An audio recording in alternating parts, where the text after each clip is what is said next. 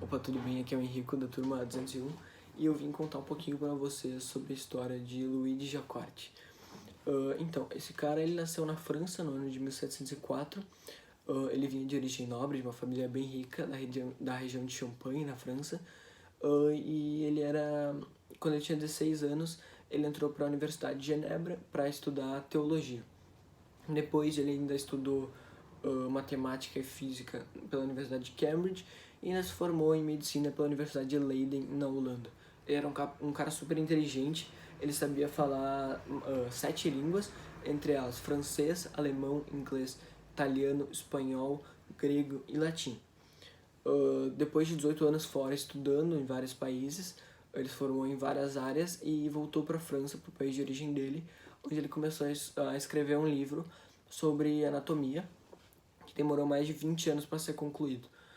Esse livro, no final, contou com 6 volumes e, quando estava pronto para ser publicado, ele teve que enviar o livro para a Holanda para fugir da censura que existia naquela época na França.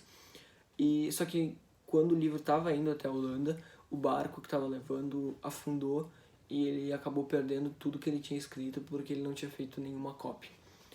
Um bom tempo depois, só no ano de 1751, ele foi chamado para contribuir no segundo volume, na segunda edição da enciclopédia.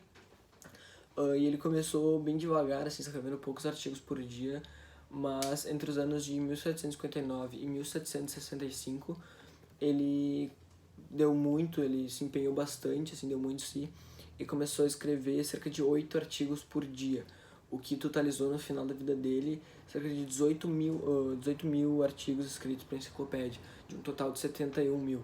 Ele foi um dos principais contribuidores e, além de o foco dele era em ciências e biologia, ele também escreveu sobre uma ampla gama de outros assuntos.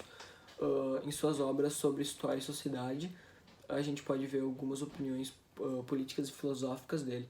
Em algumas obras contém claramente mensagens radicais e anticlericais, através da comparação entre o passado da França e a França moderna.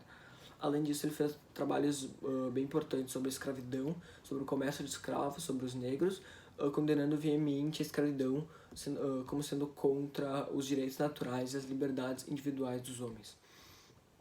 Ele foi um cara muito importante no começo, quando eu comecei a pesquisar. Antes de pesquisar, eu achava que ele era uma figura que não tinha muita importância, assim, porque eu nunca tinha ouvido falar dele, e acho que vocês também não. Mas depois que eu entendi um pouquinho, que eu li um pouco da história dele, eu vi que ele foi um dos principais contribuintes da enciclopédia, e eu acho que sem ele a enciclopédia não existiria do jeito que ela existiu, que existe até hoje. E ele era, uma curiosidade, é que ele era amigavelmente chamado de escravo da enciclopédia, de tanto que ele trabalhou nela. E, além disso, ele era tão rico que ele vinha de uma família nobre, como eu disse. Ele era tão rico que ele não cobrou nada, ele não pediu nada em troca do trabalho dele. E é isso.